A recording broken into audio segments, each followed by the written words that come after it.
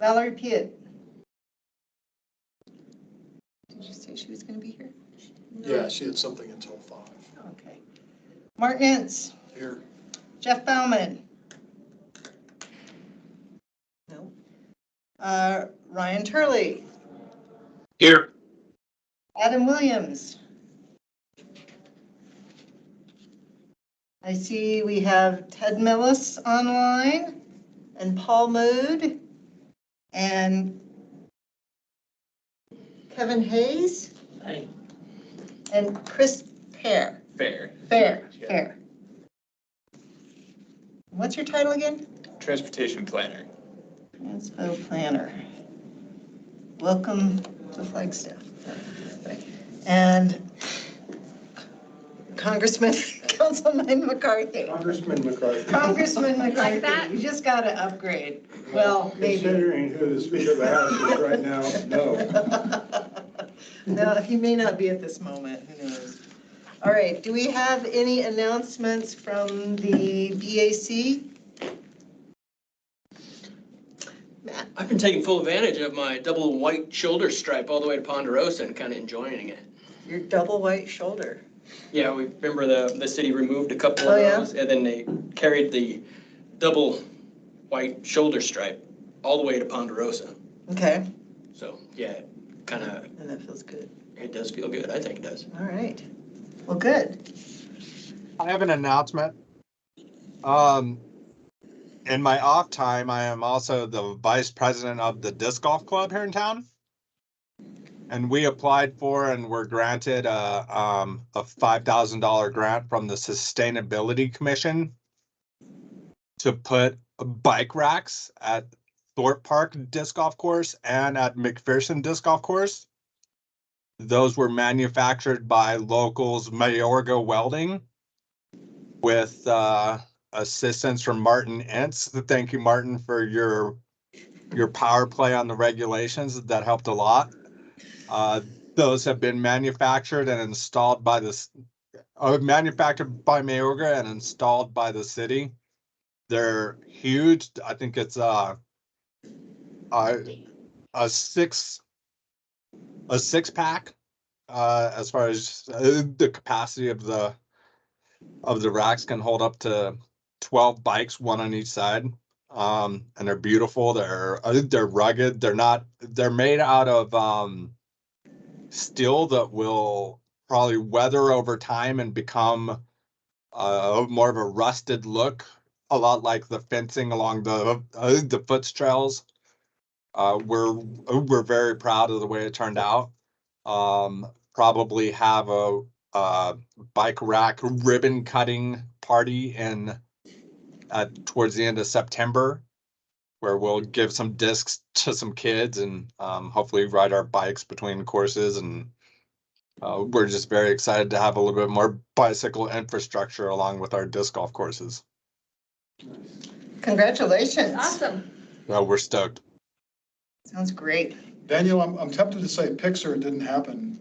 Do you have any photos you can share that you can get for us? Yeah. Cool. Yeah, I'll email something to you. Perfect, thank you. Anyone else on the board have any comments, questions? I do. We talked, or I brought up that I thought a bicyclist bill of rights would be a really good idea for Flagstaff. And I was going to propose that we put it on the agenda next month. Just a quick discussion on what it would entail and why it is needed and what we hope it to do. And my hope is that we basically put bike infrastructure maintenance on a permanent position in the maintenance yards so that they're not waiting to respond to us, but proactively dealing with stuff on a more timely basis. That's my wish. Does that include responsibilities too? For instance, I saw an e-bike going down Milton between the lanes, going like 3 times as fast as the cars. I just couldn't believe it. Wow. So I think some of the e-bike people are driving very unsafely. And I think there needs to be some education on that too. Well, funny you should bring that up, because my next point was education, because we talk about it a lot, but we've never had a real good discussion on what our approach should be. And I would like to put that on the agenda for a brainstorming session on just what we would think of as good My favorite, education. Susan. I know. I've been running into a friend of yours at the bike shop, and I can't remember who he is, but yeah, like with the bike separation lanes, if there was an education component to that, I was not aware of it, and it definitely could have benefited from one. So does that sound like a good idea to everybody? And finally, I had a conversation with Adam Shimoni, and he was disappointed that when the curbs came off of the separated bike lanes in a lot of places in the last month, that what was left was a dashed white line at the corners. And he was disappointed in that because basically the dashed line says, cars, you're welcome to come over this if you want to. And so that's further weakening our separation at corners and intersections. We have it on reports, so if you want to bring it up then, we Oh, can actually okay. have a conversation. Good. All right, and that's all I have to say. Anyone else? All right, how about from the public? Does anybody have any comments, questions, or additions? I just wanted to, hi, again, my name is Kevin Hayes. I been at NAU for 25 years. I just retired from NAU. And Congratulations. Thank you, I appreciate it. And so I am trying to fill my activities with some things, and I actually have met with Adam Shimoni. He's on the Northern Arizona Climate Change Alliance, and he's asked me to be a part of that bike subcommittee. The last few years at NAU, I've been e-biking from my house. I'm at the top of Butler in Amberwood there.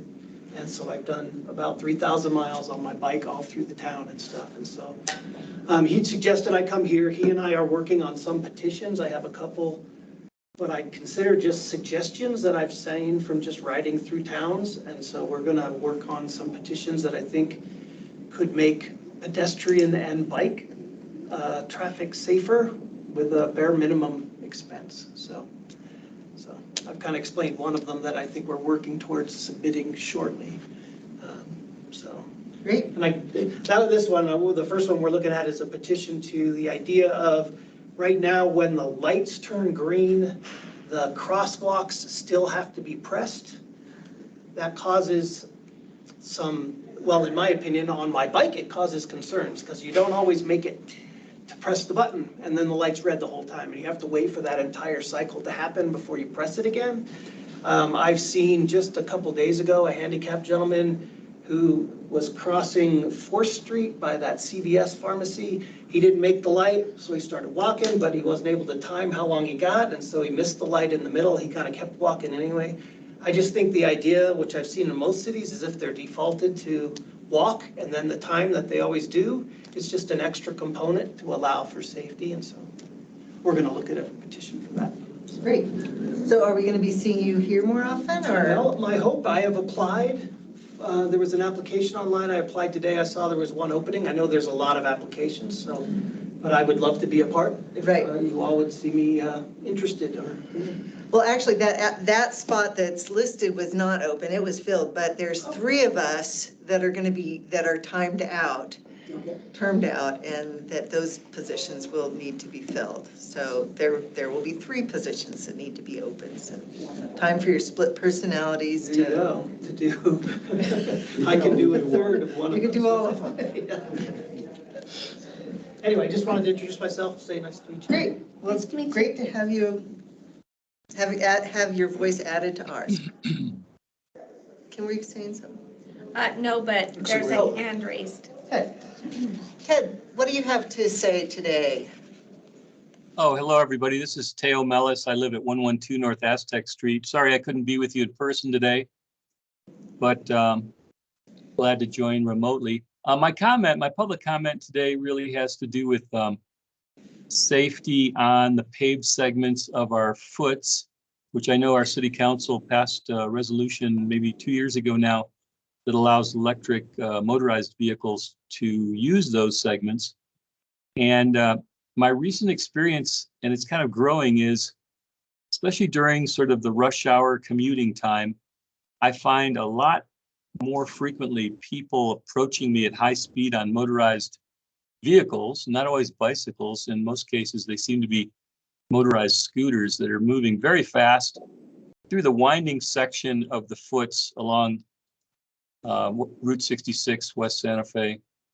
And I wrote a letter to Martin yesterday. I don't know if he's read it yet, but kind of officially inquiring about that segment. My public comment is I don't feel safe on my non-motorized form of vehicle with people coming at me, especially in the winding sections through the trees there along the tracks. And there's specifically a segment, and I don't know the history of it, maybe Martin can inform us, that was never really paved with concrete. It's a segment that's all tarmac, and it's become badly broken and cracked and is posing, I think, more of a hazard, especially for times when you're trying to negotiate that segment with other bicyclists and motorized vehicles coming at you. And so I wrote Martin a letter inquiring about the history of that. Was there a reason for it? And is there any plan to improve that segment?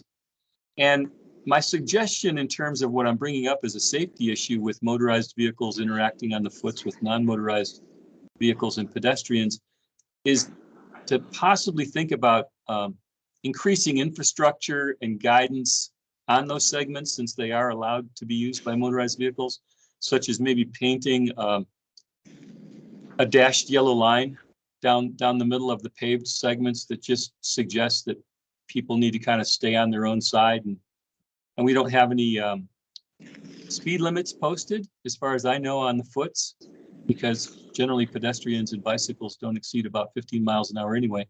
But my experience has been growing that there are people using it and it's allowed, but it's kind of feeling like the Wild West out there, and I'm fearful for my own safety. And I'm wondering, when there's going to be a head-on collision with a scooter, bicyclist, skateboard, whatever. That's my comment. Yeah, and I just kind of reporting from the street here as somebody who rides a bike in this town every day, and that seems to be a problem issue. I know the city council felt compelled to allow motorized vehicles on the paved segments of the foots, despite the fact that the foots was created with a charter that said no motorized travel. But I think we need to think about those areas being somewhat enhanced in terms of signage and lineage. Enforcement's always, it's a problem, right? The police don't have enough time to patrol all the foot segments, but I don't know. I just hope we don't have any accidents. I feel like in my own situation, I've had a couple of close calls already, and the people riding these electric scooters, they look like they're having a great time, but they barely seem like they're in control of their vehicles from what I can see, and kind of moving across the path in ways that I don't feel comfortable with. So thanks for taking my comment. Thank you, Ted. So the FUTs, whether they're paved or not, as I remember from our discussions and what we ended up settling on, we agreed that they would take vehicles of class 1 or class 2 electric bikes, and what did we decide on scooters? Were they okay on FUTs? Paved trails, but not unpaved trails. Not on unpaved? Yeah. Okay, I don't remember we had that distinction, Can you say that again? I didn't understand. They are allowed or not allowed? Electric scooters are allowed on paved trails, but not on unpaved trails. And the class 1 and 2 designation says that they can go up to 22 miles an hour on the flats, but only class 3 can go up to 28. But when it comes down to it, e-bikes can be hacked, and the speed limits are pretty hard to determine and enforce. And furthermore, I doubt anyone is bothering to enforce them. But I've tried to get striping on the FUTS trails going up toward Cheshire, and have never had any luck getting those striped. So that's maybe something more to add to the Bill of Rights. All right, any other public comments?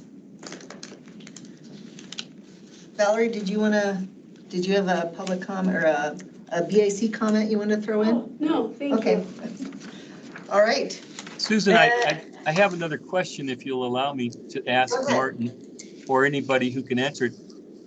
Are there enforceable speed limits for any parts of the foots? I mean, I've always thought of them as like pedestrian trails, but are there rules governing how fast somebody, even on an acoustic bike, should be traveling on those paved or unpaved segments? I've just never really known about those parts of the foots chartered. There's not a speed limit on them, no.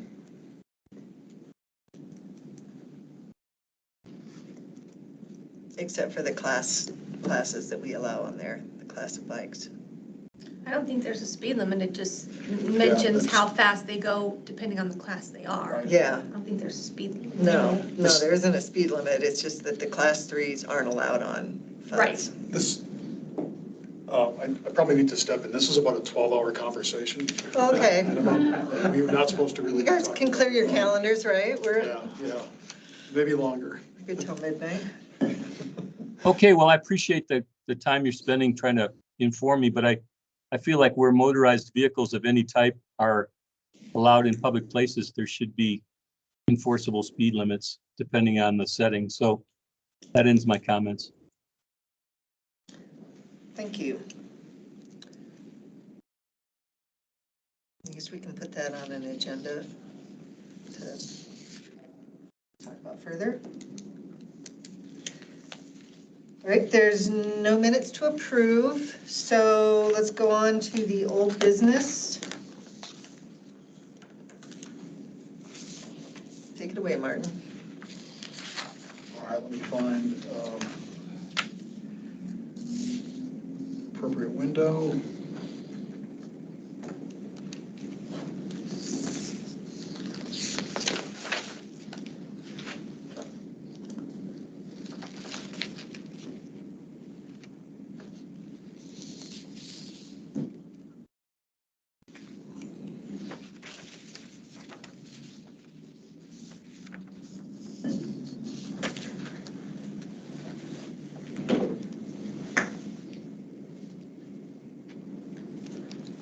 I did want to ask. Just a second.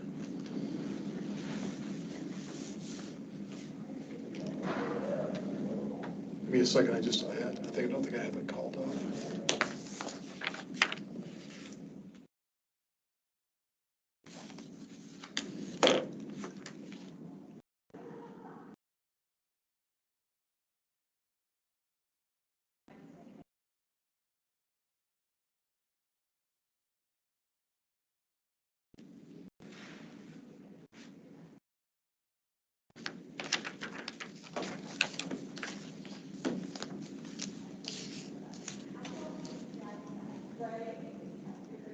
Okay, so this is, you recall from a couple of months ago that we updated the ped and bike crash data report to go along with our application for a Safe Streets for All grant for Butler Avenue.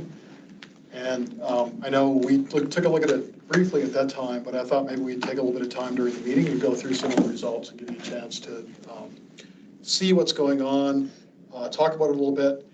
And then as we go through some of the results, I think we'll highlight some things that seem like they're significant. And think about things that we might dive into more deeply in terms of the data. Like if you look at the data and it kind of raises a question, like why is that going on or where is this occurring? Let's talk about that, and then maybe for future, there we go.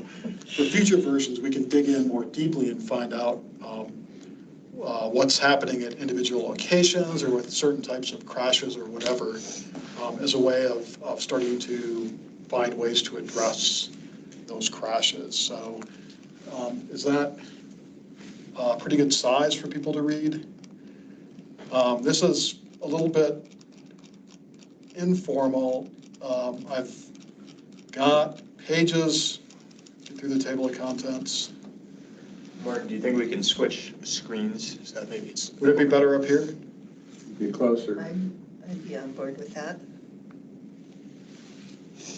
All right, so the people on this side of the table that suffer, but if you're okay with it, No, that's fine. That's better, fine. actually. Okay, good.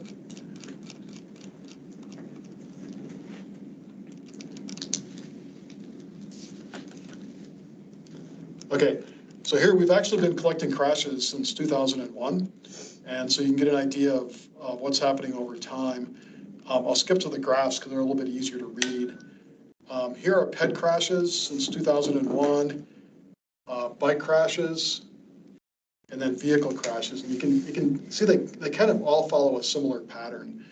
And while the number of crashes may bounce around from year to year, there are generally some consistencies.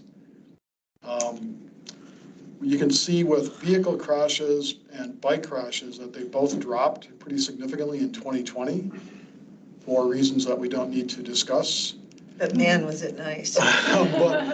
But pedestrian crashes really didn't, and I think that actually echoes kind of the experience nationwide, that ped crashes continued to go up even during the pandemic. Although our Are trend these- is still downward. Sorry, are these total numbers? Yeah, these are total Okay. numbers of crashes, yeah. What has our population done comparatively in that time? Gone up significantly, like So- probably since 2001, we're A downward trend. not is quite pretty doubling, yeah. significant. Okay. I think the second question to ask Valerie is what has happened with our ped bike participation rates? Like how many people are walking and biking? Yeah. You know the answer to that? It's generally gone down. That's what I was afraid of.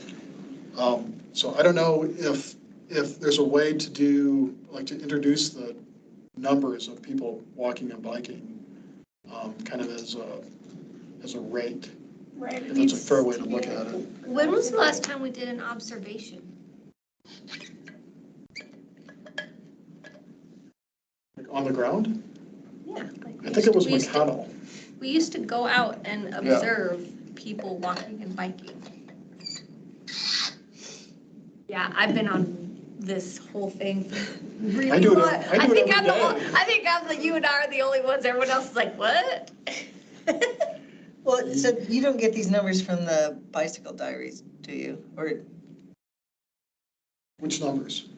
the net numbers of bicycle commuters and pedestrian commuters? That's one source, yeah. But Yeah. we haven't, we did that last in 2018, Mhm. and it will likely be done next year, I think. So that's an actual survey of. And that's people's random, travel isn't pattern. it? Yeah, Completely yeah, random? yeah.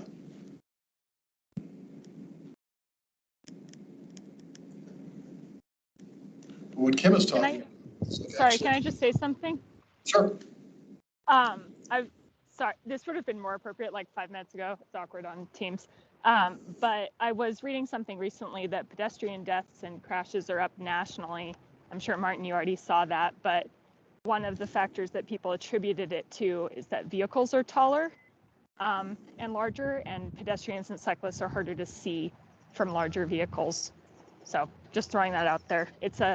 There's been a pretty precipitous rise, is my understanding. Yeah, Sam, ADOT numbers came out and the numbers are 70%. I want to say fatalities are up 70%. That's crazy. Yeah. They didn't specify counties, just statewide, and it echoes US numbers too. That report just came out on Monday. So.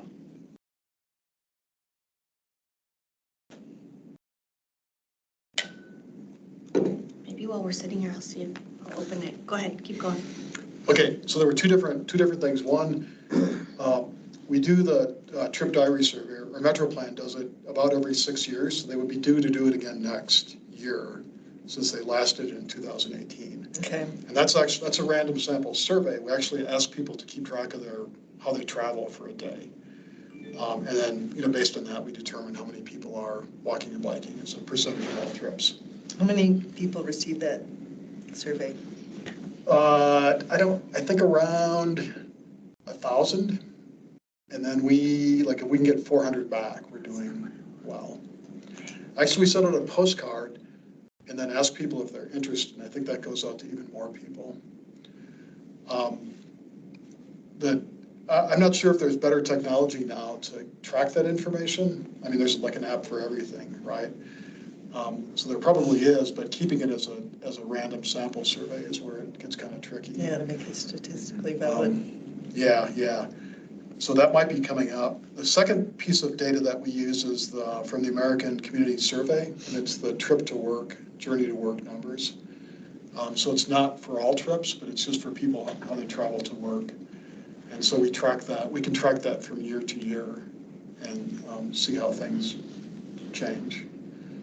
And then, so Kim made it sound like somebody was out there with counters clicking as bikes went by, is that? No, I think what she's talking about, Kim, correct me if I'm wrong, but like if we know there are issues at a particular location or an intersection, we actually go out and observe what's happening, like on the ground to see what people are doing. Like I think, remember we went to Actually counted people. we went to the ped crossing at Humphreys and Butler once, a couple of years ago.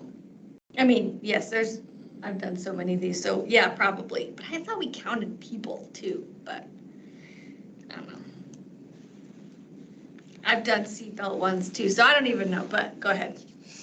But typically the city does traffic counters where at times you set up a camera and have an intern count them. Same situation, right? They're counting automobiles, pedestrian travel, bikes, everything. We have not done much of that. ADOT did it at a couple locations on Milton a few years ago. We have, MetroPlan does an annual traffic count program, and they're doing, we think, up to 35. Yeah, up to 35 primary sites that we decided on for cyclist counts, and they're doing, it seems like nearly 100 motor vehicle counts around the city currently. The more the better, Mm-hmm. in my book. So that, we don't have much information now from bike counts, but as we start to build, I think we'll have these 35 counts, and then if we do that more consistently, we'll develop kind of a library of counts along particular routes, and I think that could help us establish a rate as well. Because, there's a relationship where on road segments where we see a lot of bike crashes or ped crashes, one of the reasons is there's probably a lot of peds and bikes in those locations. And so like getting that rate helps you sort out if it's related more to just having a lot of peds and bikes, or if you only have a few peds and bikes but still have a lot of crashes, and there's an issue there.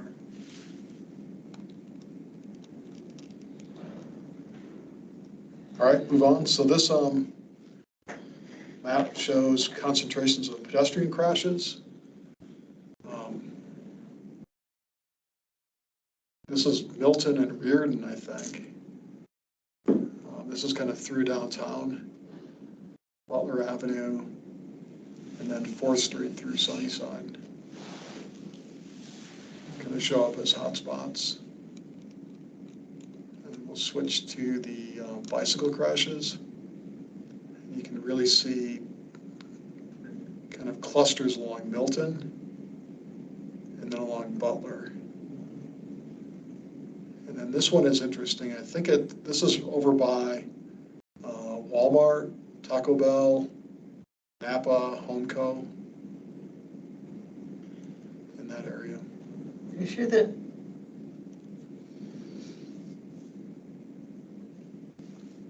That's on Butler Homeco, right? Where the AAC trail would connect kind of in? Yeah, I think it's Was related it to Sam's that. Club?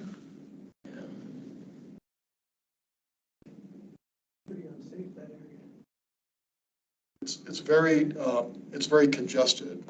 There's a lot going on. And that trail goes across a driveway that comes up from Walmart.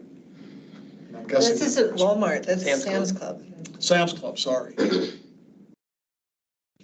So that's is that where the Ponderosa underpass is? Why Yes. is that so bad? So before that underpass happens, there's a lot of bike trails that go away too. So you're in a bike trail and that bike trail's then gone. And then the next trail, if you want to go straight, is in the middle of the road.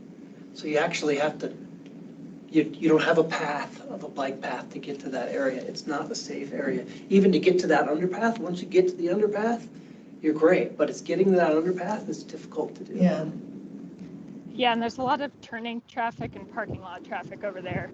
That's where I've had issues in that area of town.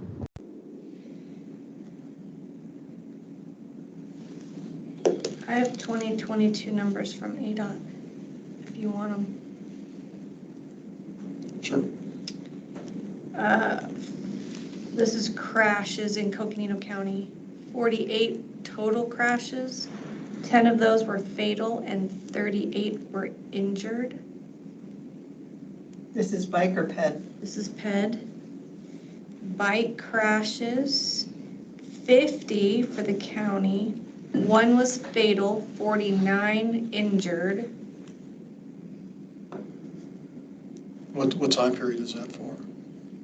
2022. Well, yeah, 2022.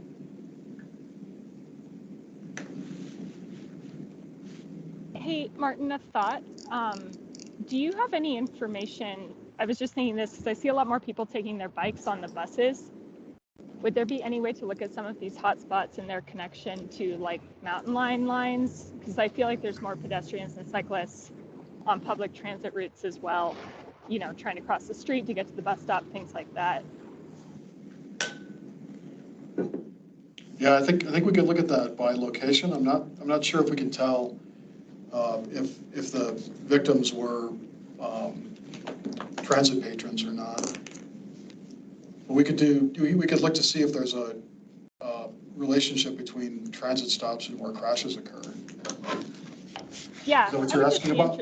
Yeah, I would be interested to know because I've seen, especially pedestrians, but also cyclists, try to navigate, you know, crossing the street after they get off the bus and have difficulty with that if there's not a dedicated crossing. Yeah. Yeah, I think that, Sam, that's a good example of one of those things that we could look into, kind of the next layer of detail to look into to try to get a better handle on why crashes are occurring. I think also, we talked a little bit about this one, but this might be a location where we look at those crashes individually and try to get an idea of whether or not there are any patterns. If they're at a particular location, if there's a certain type of crash, like right turns or left turns, or just generally get a little bit more detail about what's going on at that location. And then if there are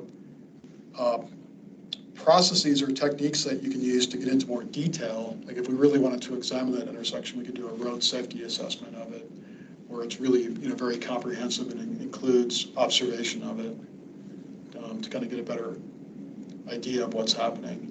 In those cases, I think they actually pull the crash reports to see exactly what happened. It says mode of injury and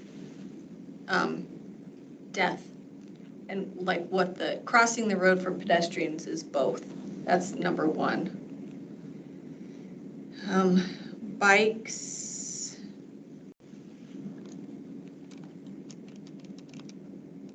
Well, your numbers are not Doesn't say. good.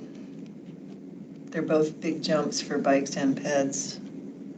Yeah. Yeah.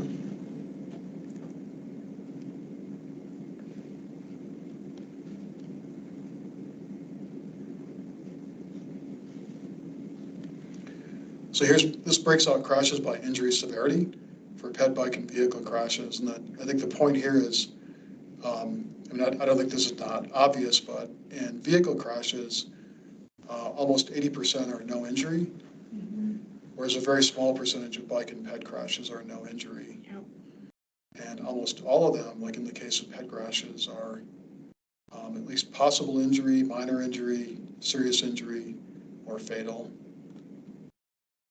Then with bike crashes, more than half are minor injuries. So that, I think, again, no surprise to anybody, but I think that just reinforces the notion of peds and bikes being vulnerable users on the roadway. This is a grim map. And our numbers are up. Yeah, so this map shows the location of the crashes by injury severity. So it goes kind of from smaller to larger and lighter red to darker red. And then the green dots are the location of fatal injuries. So these are pedestrians. What strikes me here is kind of all the fatal injuries that occur over here. Yeah, why is that? Some of these, there's a phenomenon, if you're pulled over on an interstate and you get out of your vehicle and you're hit and killed, you're counted as a pedestrian, even though you're really not walking along the interstate. These may be that case. These clearly are not. That's the area of the homeless shelter too. That might be a factor. Yeah, this one might be a place where people cross. Might be somebody crossing. Isn't that Solier? Yeah, it's hard to tell from this scale. It could be Solier or, Interstate, yeah. yeah. And then we can show a similar map for bike crashes. And so again, the green squares are fatalities, and the larger dark red are serious injury crashes. So just for reference, when we apply for federal funding, and part of the criteria for funding is based on safety data, they typically are interested in fatal and serious injury crashes. That's really what counts for getting funding.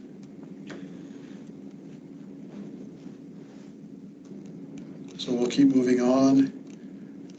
This shows the fatal crashes per year for peds and bikes. And this is serious injury crashes per year. And then it's illustrated kind of graphically. Gray being vehicle, blue bike, green ped. And then fatalities. So you can see pedestrians are somewhat consistent over the years, 2, 3, 4. Bike crashes are a little bit more sporadic. We had one in 2012, and then we went 1, 2, 3, 4, 5, 6 years. Had 1, and then 2 in 2021.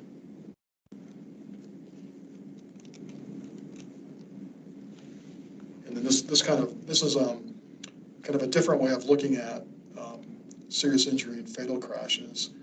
So for pedestrians, 28.5% of pedestrian crashes result in serious injury or a fatality, almost 18% of bicycle crashes. And for vehicle crashes, it's only 1.8%. So again, it reinforces that notion of peds and bikes being vulnerable users. This one I think is a bit telling as well. These are all the fatalities by crash type.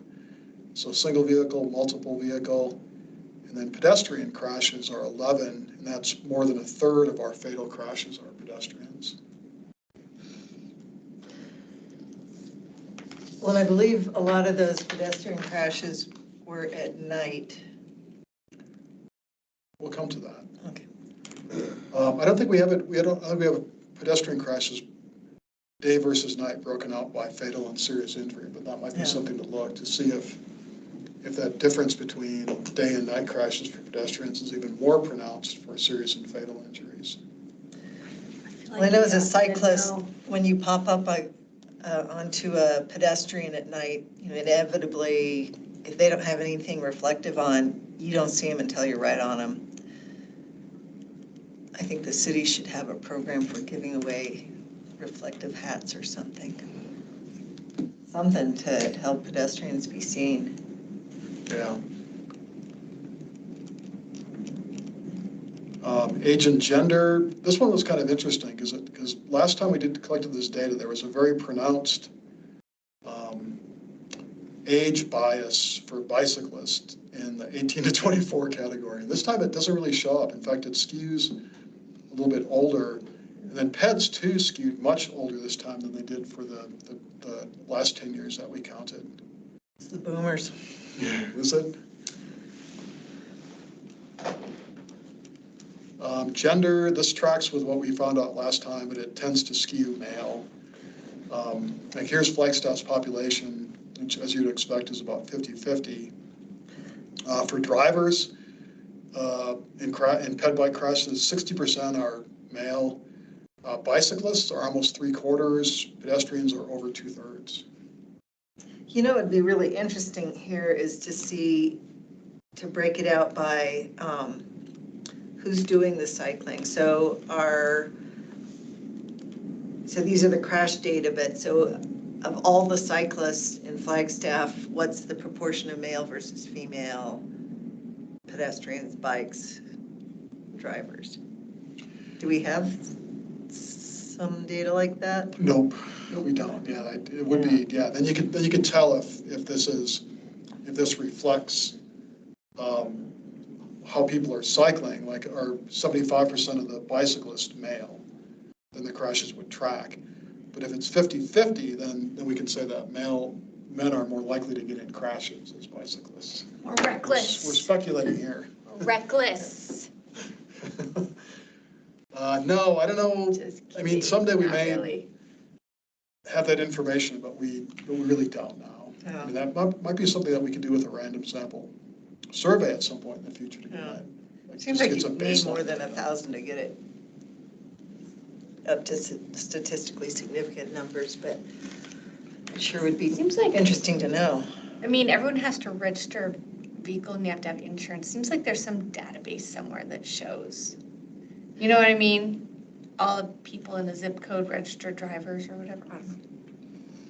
Well, that would be, well, of course, it would have limits, but if you were standing on a street corner marking numbers, you could note, well, you could try to note sex and age. It'd be It's really pretty hard. challenging, but especially in cars.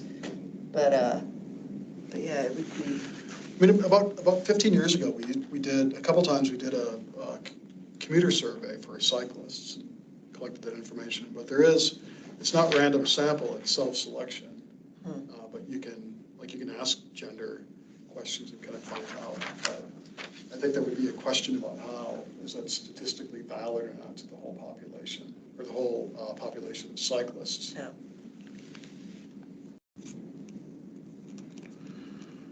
Okay, keep moving. Here we have a series of maps that show where crashes occur generally by district. These are PED crashes, and so you can see Central South, which includes Southside and NAU, had the most crashes, followed by the East, which is really a Sunnyside thing. And then we can compare that to bikes, and again, Central South shows up. It's a little bit less pronounced in the east part of town. And really outside of that, it drops off a lot, in kind of the outlying neighborhoods. And here are motor vehicle crashes, so that kind of tracks with pedestrian crashes in a way, most in the Central South and then a lot in the east. And then this is the area we based on Metroplan's trip diary survey. And again, I'll go to the map. So this is kind of the core area, downtown, Southside, NAU, a bit of Woodlands Village, and a bit of Coconino Estates and NoHo and Cherry Hill. And then the other two are the rest of the city. And then this little dot up here I have is the rest of the region. So all the communities outside of Flagstaff, like Belmont and Donny Park, fall into that. And here for pedestrians, they're pretty evenly split between the core area and the rest of the city. And there's not too much happening in the rest of the region. Of course, there's very few people that walk in Donny Park, for example. And we think there's a lot of people that walk in the core area. And then if you compare that to bikes, it's really heavy in the core and less pronounced in the rest of the city. And then only 2 bike crashes in the rest of the region. And then for vehicles, it doesn't quite track. Fewer vehicle crashes in the core, more in the rest of the city. So I think that kind of reflects where people are walking and biking, basically. The core area is kind of where the action is. And like I said, that this geography is used in the trip diary survey, so we see really the same results, that there's a lot of walking and biking activity here and less in the rest of the city. In fact, not to get into it too deeply, but walking and biking rates, like the percentage of trips that are made by walking and biking, went up significantly in the core area and down in the rest of the city. So in other words, we're doing well in the central part of town, but not so well in the rest of town. I think we could take that a step further and look at some of the land use changes in the core area with NAU getting more students and some of the density that's happening, and attribute a lot of the walking and biking to those land use changes. Anyway, that's another 12-hour discussion. Yeah. Here are crashes on campus. And really, we just did this geographically, basically. So if the crash point occurred within the campus area, was counted. I got to understand this for a moment. So there were 3 ped crashes, 8 bike crashes, and 116 vehicle crashes on campus during our 5 years. And compared to the rest of town, NAU, those 3 crashes were 2.3% of all crashes, all ped crashes. 8 bike crashes were 5.3% of all bike crashes. And then vehicle crashes were 1.4% of all vehicle crashes. So there's a slightly higher percentage of ped bike crashes that occur on campus, for what it's worth. But really, there's not too many crashes on campus generally. So Matt, once you get on your commute, once you cross, say, DuPont, then you should breathe a little bit easier. It's just the volume of pedestrian traffic kind of slows traffic flow down for everybody, Yeah. The walkers are setting the pace, because it's Yeah. so congested, so cars aren't going any faster than the pedestrians, bikes aren't going any faster, skateboards aren't. Yeah. So this is a piece of data that we collected that was new this time compared to last time, and it really is kind of an equity measure. But we look at, Flagstaff has identified 4 target neighborhoods where 50% of households are low to moderate income. And they are Sunnyside, Southside, Plaza Vieja, and Pine Knoll. And here you can see vehicle crashes, about 20% of vehicle crashes occur in target neighborhoods, but about 30% of ped and bike crashes occur there. So I think what accounts for that? More people walking and biking in those neighborhoods. I mean, there's a bit of overlap here because 3 of those neighborhoods are in the core area, for example. So we already know there's more people walking and biking there. And we can show that graphically. Here's pedestrians. This is interesting to me. Here's Plaza Vieja, Southside, Pine Knoll, and Sunnyside. 22 ped crashes in Sunnyside, 14 in the Southside, none in Pine Knoll. And then if we look at bike crashes, there were 20 in the Southside and 14 in Sunnyside. Well, that intuitively, since those both areas straddle business areas that invite a lot more traffic, pedestrian Well, traffic. and Butler runs right through South Side. Yeah. Yeah. So, and that's where a lot of the issues were with the separated bike lanes, right? Yeah, it seems like this map But really. there were very few ped bike crashes, like with the separated bike lanes. I wonder where those are then. Yeah, and maybe just because we have, remember the map that showed kind of this whole area has the highest number of ped bike crashes. Because there's a lot of people walking and biking.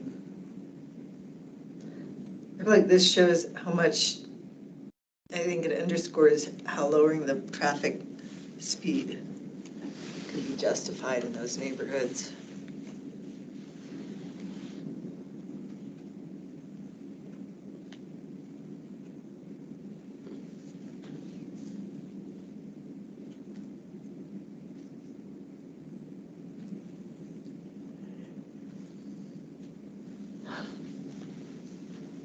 Let me just get caught up. I would assume Sunnyside is more family, small children kind of bicycling. Yeah, it could be. And I think the pedestrian crashes in Sunnyside are pretty significant. And probably a lot of those come down to 4th Street. From living in Sunnyside, I think it's actually all ages. There are a lot more kids, but you see a lot of older folks on bikes too, just anecdotally. Well, and the county has that program. I'm gonna get the name of it wrong. It's basically if you don't have any transportation, if you qualify, they give you a bike. And they're giving bikes out left and right. So maybe that, I don't know, that's been in the last year. Well, on that map, since the boundary for Sunnyside is 4th Street, if there's an accident on 4th, where does it count? Does it depend on whether it's on which side of the middle lane? I think so. Either we did it that way or we used a little buffer to make sure that we captured crashes on 4th Street, regardless of what side they happened on. That's a good, if we didn't do that, we should do that for next time. Yeah. Because otherwise there's this blue line down the middle of the street, and then the dots for crashes happen on one side or the other side.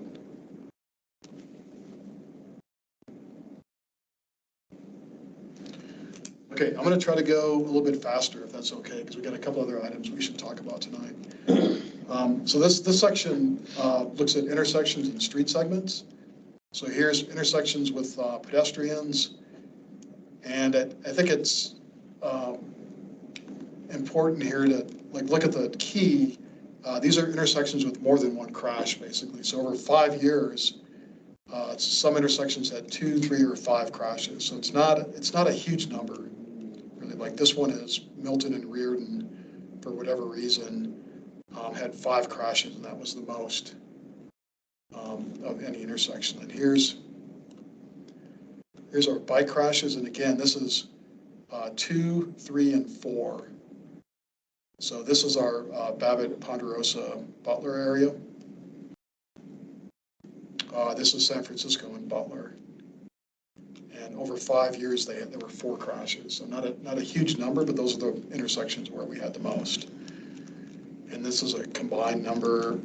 We did similar for street segments. So here's pedestrian crashes, Milton, and then here we see 4th Street and Sunnyside is where the Sunnyside crashes are kind of getting counted, especially that north part. Well, you've got 2 schools The library. and the library.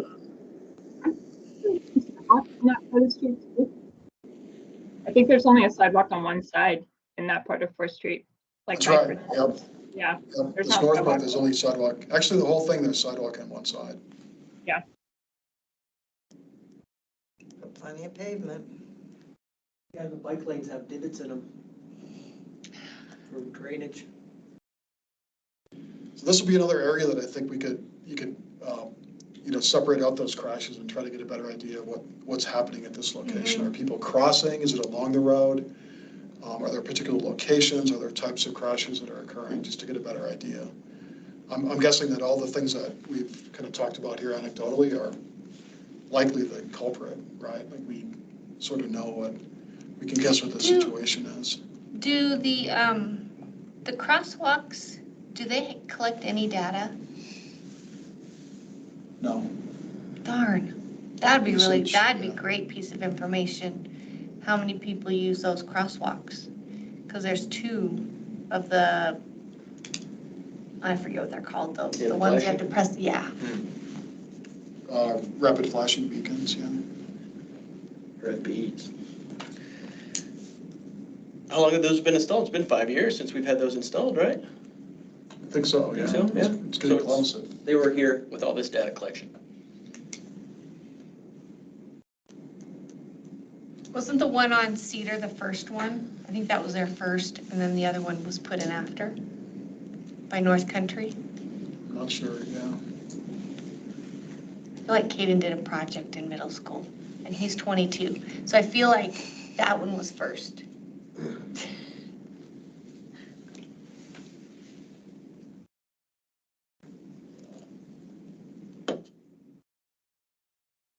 Okay, these are the street segments with bike crashes. So you can see the biggest ones are Milton, and then this section of Butler. And then here, this section of Butler includes that little cluster that we saw before by Babbitt and Ponderosa. Those are combined, ped and bike. Then we get into a handful of environmental conditions. There's not too much that jumps out here. Most crashes occur during when it's clear or cloudy versus when there is precipitation. Higher for vehicles and peds and bikes. That's traceable back to just fewer people are walking and biking, rains or snows. Here's the one on lighting. So vehicles, this is daylight, dawn or dusk, and then dark. Bikes, even fewer at dark, and then pedestrians are about half and half. And I understand that tracks kind of nationally. That's exactly what ADOT's had. Yeah. Like we talked about before, it'd be interesting to separate out fatal and serious injury crashes and see if that same pattern holds or if it's a little bit different. In other words, if there are more fatal and serious injury crashes at night. This might be something, here we have 55 ped crashes at night. We could map where those are to see if there are any patterns emerge, like there are particular parts of town. Like we could, and the city could fix lighting in those areas or whatever. Yeah, in fact, I don't think Jeff's on the line, but we did exactly that along Highway 89 out by the mall. Oh.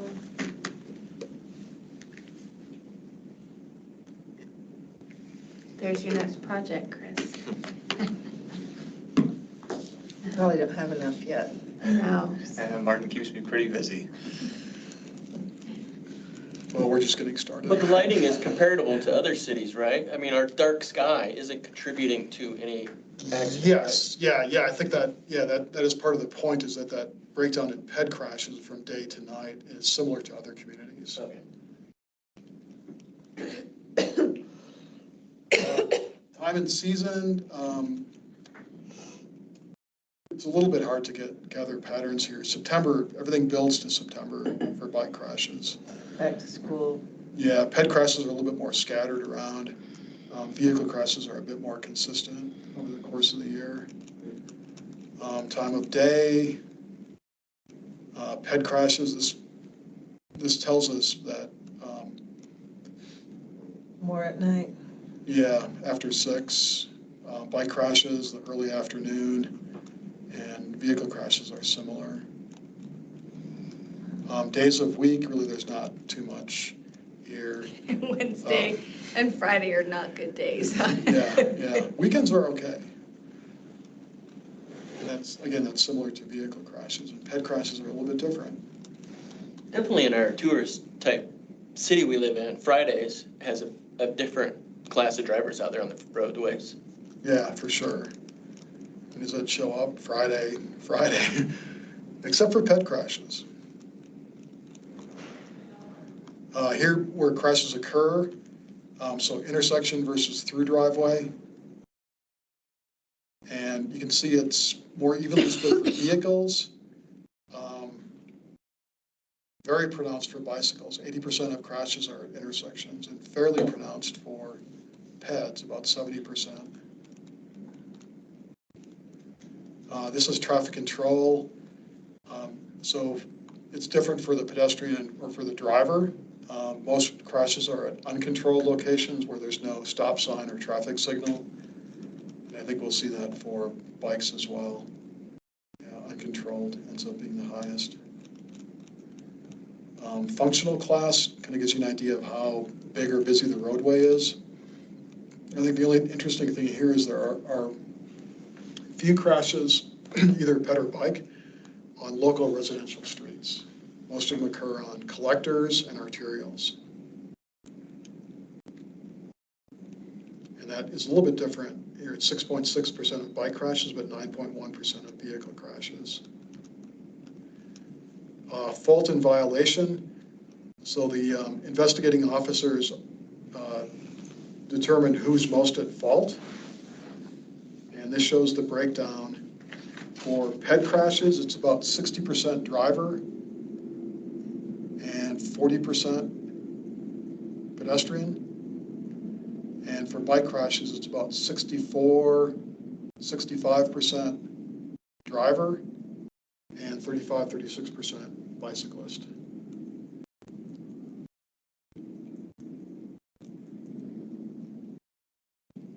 No comments? That's kind of crazy. I don't even know how to comment because what you're, so when the pedestrian's at fault, that means they actively took a choice to put them in front of a, Like they stepped yeah. out in front of Yeah. a car?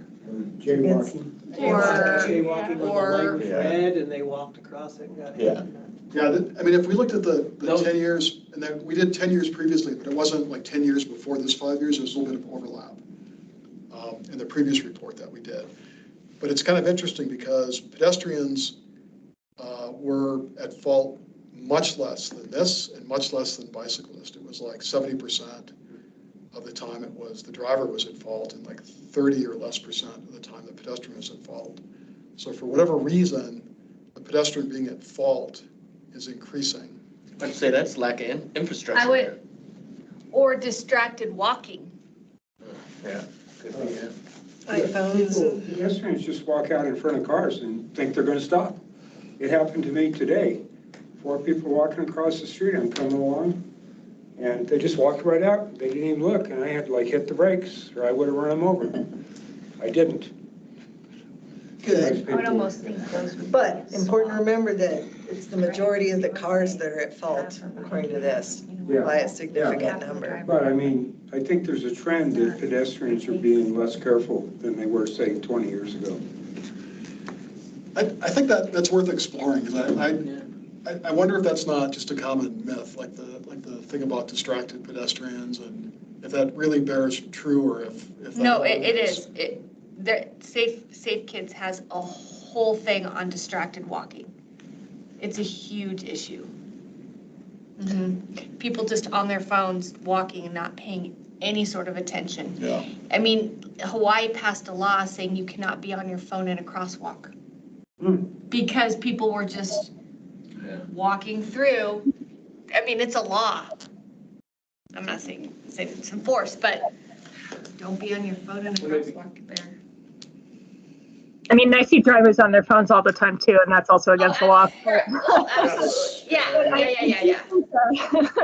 I would be curious if headphones play a role for everyone involved. Like, more and more drivers with wireless headphones, and bicyclists and pedestrians. And depending on the level of noise cancellation, maybe people are less aware of traffic sounds. That's a good call, Sam. It'd be good to see how much they've changed over time. But still, the cars are doing the most damage. Yeah, it's complicated. Okay, and then this section talks about violations, and in this context, violations aren't necessarily citations, but they're behaviors on the part of the driver or the pedestrian or the bicyclist that, in the opinion of the investigating officer, contributed to the crash. So they're not, they're called violations, but they're not always things that are against the law. Like, for example, there's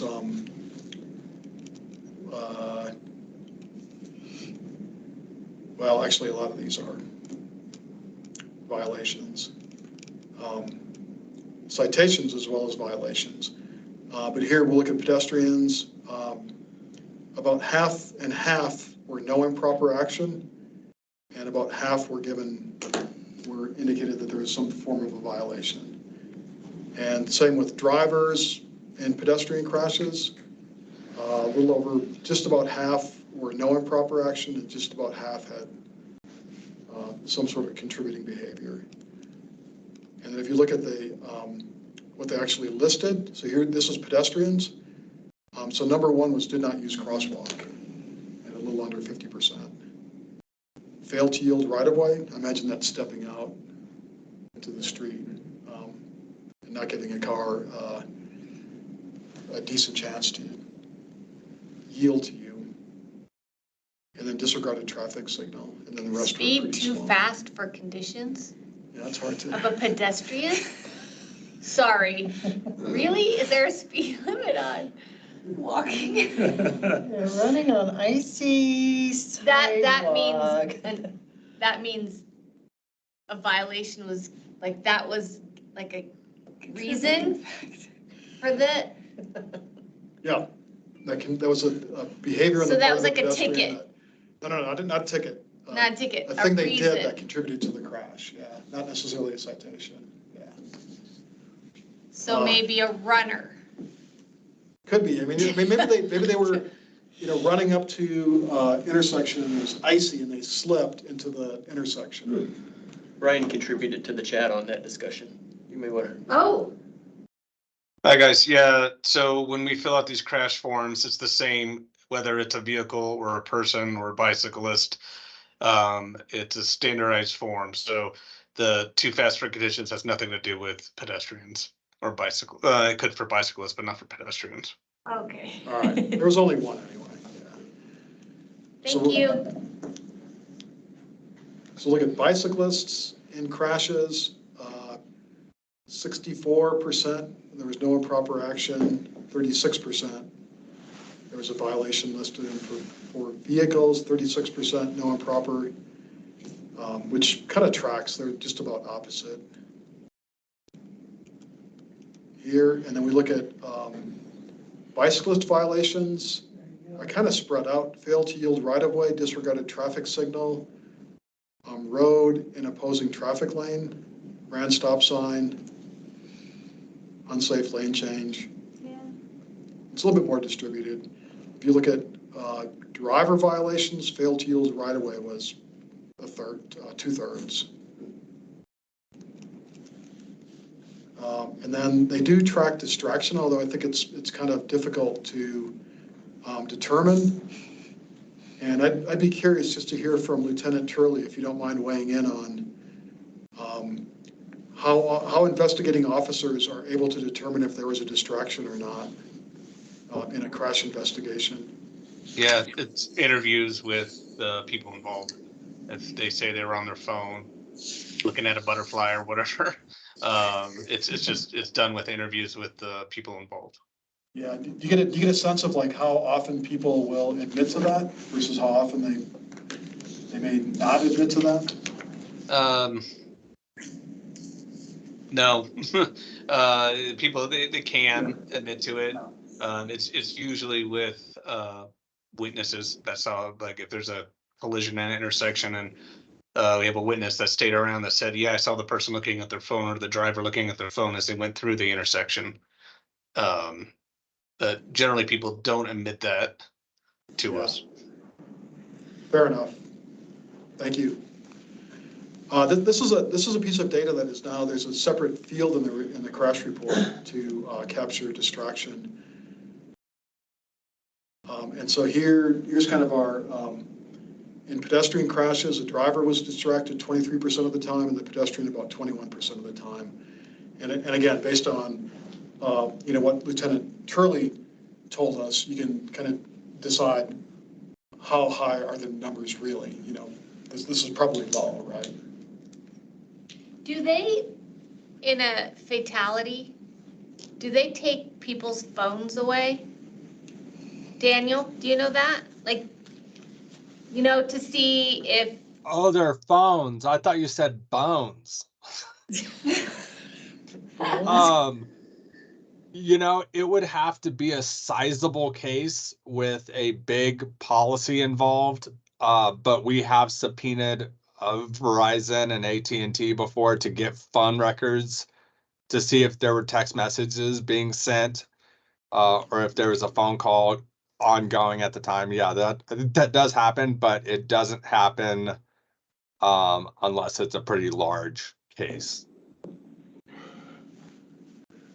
Hope that answers your question. Yeah, they leave the bones right in the body. yeah. Thanks, Daniel. All right. Martin, I gotta head out, everybody, but pleasure Good to meeting with see you. you, Chris. Yeah. Meeting you. All right. Thanks for coming, Chris. Yeah, We'll see you. have a good night. Okay, so here's distraction in bicycle crashes, and it's fairly even again between bikes and drivers, but lower than pedestrian crashes by a little bit. So I think, I mean, it's interesting. We can, kind of think of why pedestrians would be distracted more often, but than bicyclists. But why? I mean, you think that the driver distraction would be the same in both ped crashes and bike crashes, but hard to say. Just a statistical anomaly. Yeah, it could be. Data scatter. Yeah, I mean, you expect a little data scatter. yeah, we're not dealing with like a huge amount of crashes anyway. Right. So here's alcohol involvement, and we can, skip to the last part. Pedestrians is about 30%, which is significant, and that's not out of line with like state averages, for example, like statewide. And then if you look at drivers in ped crashes, there were 2 out of 130 crashes. And if we skip to bikes, 2 bicyclists and 1 driver out of 156 crashes. Oh, good, it's our campaign to keep drunk people coming home from downtown on bikes instead of cars. Yeah. And then hit and run, lower for vehicles than bicyclists, and even much lower than pedestrians. So this feels significant that almost 18% of pedestrian crashes are hit and run. My wife got hit on Milton and Reardon a few years ago, and the drivers literally just drove away. And they knocked her down on the ground. Wow. And the next car in back stopped and helped her out of the street, but the one that hit her, they were long gone. She was okay? Nothing serious, no permanent damage.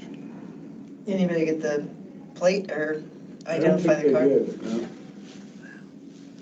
they did, no. I don't think we even called the cops, because why? If you don't have a plate number or something, there's no point even bothering. Yeah. To get it on the statistical map. Yeah, right. True. So it shows on this. May I ask a question related to that conversation? Go ahead. So I've had various colleagues here where I work discussing the cameras that we know are like at most intersections now.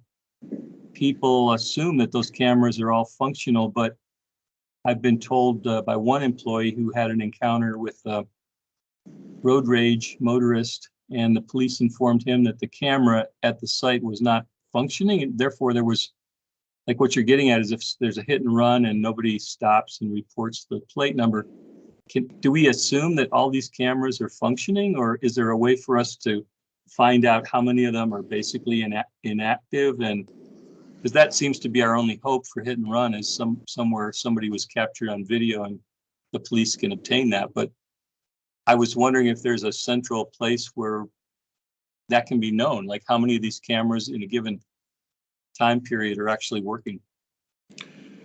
Martin, I can answer that through our point of view. Go ahead. There's no cameras at traffic intersections. Those are sensors by ADOT for light cycling. Yep. Okay, thank you. That's good to know. I just assumed there were some cameras functioning somewhere that would capture collisions and accidents, things like that, but I guess not. You're watching too much TV.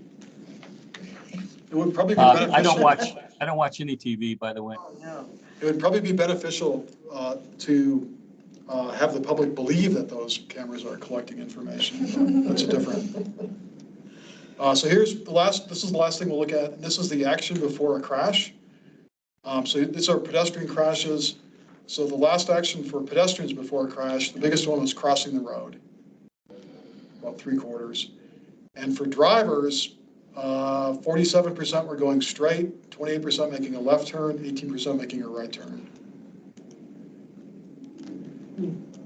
This is only 3 crashes, but I think all of us should be somewhat horrified by this line right here. That's in Flagstaff? A driverless moving vehicle. Wow. Does that mean somebody left it out of park, or it's No, I one of think the new driverless A runaway vehicles? car, Runaway right? cars. Runaway car? That's what I that don't know, is, right? Lieutenant Turley, do you have any, Yeah, insight? He's autonomous? it's generally when cars go out of park or that someone doesn't put it in park and they get out of the vehicle and becomes driverless. All right, thank you for that clarification. I thought it was autonomous vehicles. Not yet. That'll be soon. Yeah, Wayne Phoenix. All right, good to know. Thank you. Thank God.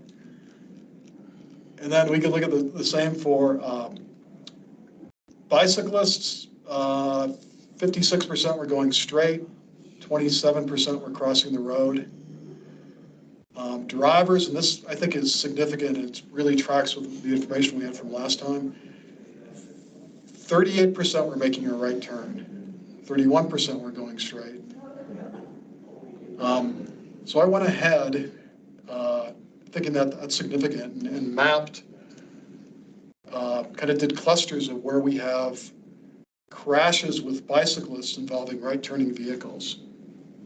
And this is what it looks like. There are 56 points here. We can tell right off the bat that our little cluster at Butler and Ponderosa, like a lot of those are right-turning vehicles. And that, like, you can think of it two ways, like a vehicle turning right into a driveway or turning right onto the street out of a driveway, or would both count in that case. Or from one street to the next street. From one, yeah, from a street to a street, right. And then I think, there's a lot along Milton, for example, and then along this part of Butler. Yeah, one where my wife got hit, they were making a right turn. So they were looking to the left, I hypothesized, to see if there's any cars coming. And weren't any cars, they just turned, not realizing that my wife was in the crosswalk right in front of them. I think that's a pretty common scenario. My mother always says, look twice. Left, right, left. No, left, right, left, right. You gotta do it all. Yes. That reminds me of boot camp. Forward, arch, left, right, right. I make eye contact until I see them seeing me. I don't go. I got run over by a woman that I thought was making eye contact. Oh, no. There's a famous story about a driver and a pedestrian where they both make eye contact, and the police interviewed them afterwards, and the pedestrian said, I made contact with the driver, so I thought they were going to stop for me. And the driver said, I made eye contact with the pedestrian, so I thought they were going to wait. That happened in Williams with the little kid on a bike. Same thing. Yep. That's a good point. So, in other words, eye contact is not sufficient. Like, why would the driver do that? The driver thought the kid was waiting. The kid thought, I don't know. He was wearing a helmet, but he broke his hip. Looks like Mr. Krim has a question. Go ahead, Daniel. It's not as much of a question, but I always, I come to these meetings and I think about why I joined this committee, and we just saw that about 98% of bicyclists are injured when there's a collision between a car and a bike. And I would guess that the opposite is true. About 2% of drivers are injured when a bike and a car collide. We just saw data that 65% of the time it's the fault of the driver. In one of these meetings, it wasn't you, Lieutenant Turley, it was another officer I asked, what's being done on the street to educate people about the vulnerabilities? And I was told that as frequently as possible, that officers are talking to people on bicycles about safe riding. I've talked about, what can be done to educate, from an officer standpoint, a driver of a car who's driving aggressively in this core area where we know there's a lot of pedestrians and bicycles. I would like to see more of a shift in the way that officers see pedestrians and bicycles. I would like them to view them as vulnerable people who need protection.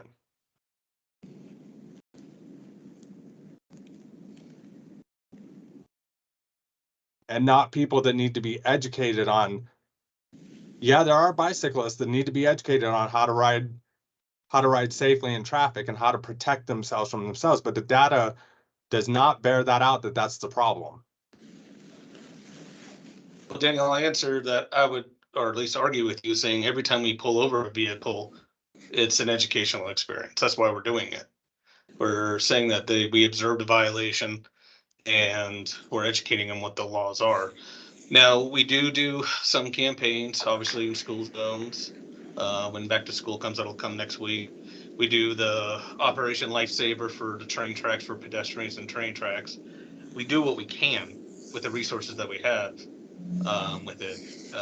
It's just we can't stop every single person with it. I think a public safety campaign that could be done, but that could become from any level. There needs to be a city level, not just the police level with it. If we're doing it together and working with other organizations like bicycle organizations, that's probably the best route to send things, to send these messages. But again, to your point, I think every time that we stop somebody, that's an educational experience. Thank you. I appreciate that. And I do know that you're trying your best to make it safe out there.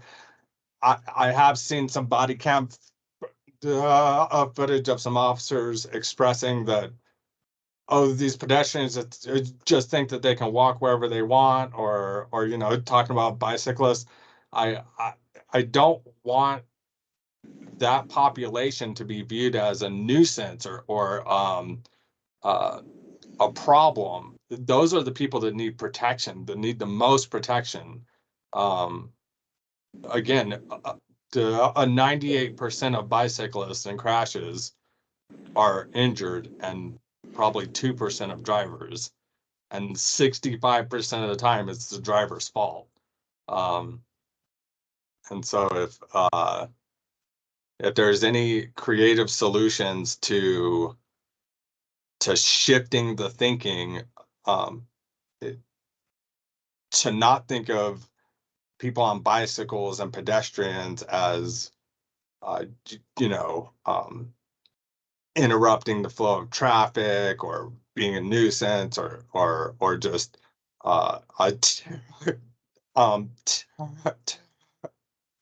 even during this meeting, the tone sometimes changed to, well, gosh, it's probably people are distracted and probably this and that, but that's not the case for bicycles. If you look at the data, we're trying to pay attention because we know our lives are in our hands when we're on our bicycles. And I just want to make sure that if I can advocate for those of us that are brave enough to put our helmets on and try to get to work on time,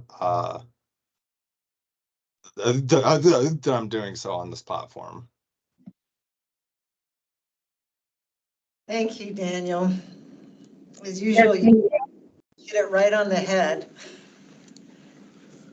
And being the heart and soul to what we're trying to accomplish here. And certainly it does seem every time there's a discussion, whether it's in the Daily Sun, whether there's been an incident, all you hear is all the car drivers saying we don't have a right, the cyclists don't have a right to the road. And there's just a lot of angry car drivers out there that don't think we have a right to be out there.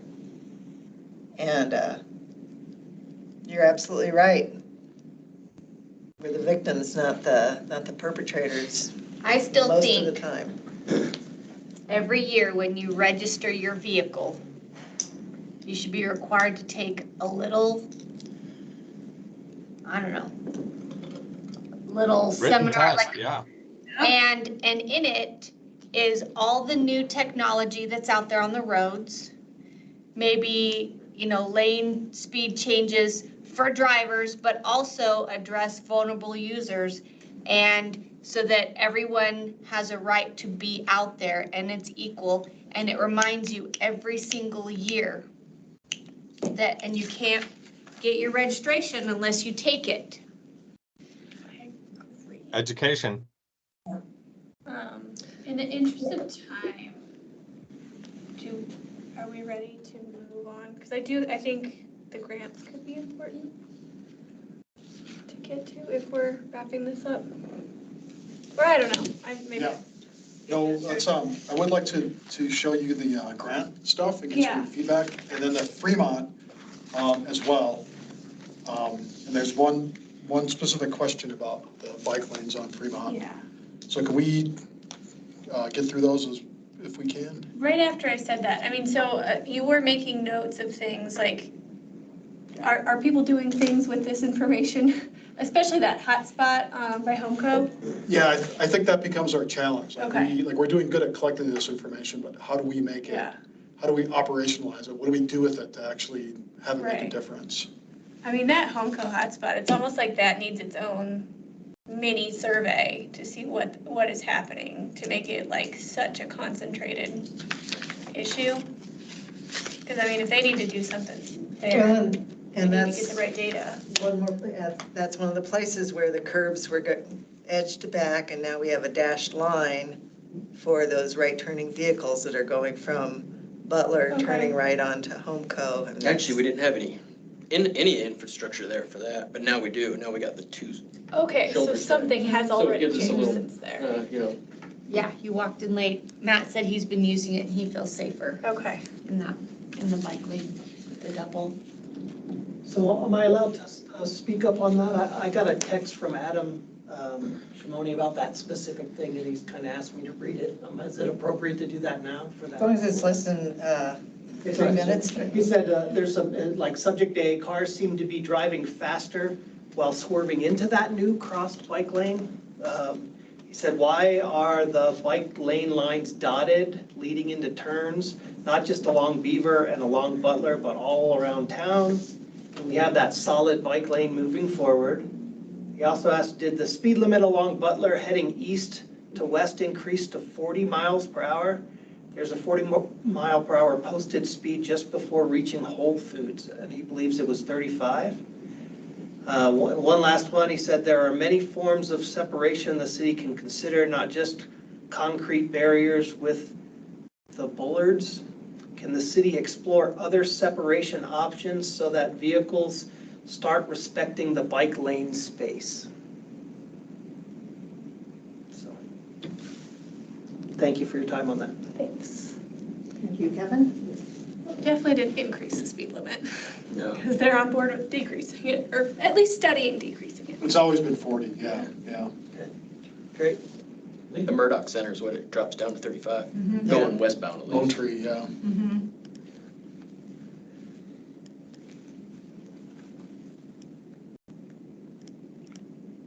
Okay, do you want to switch to look at the grants?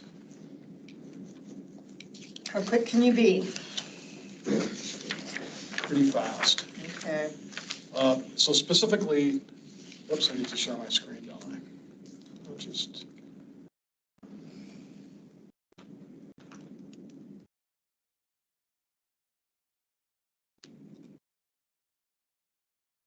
Share that screen.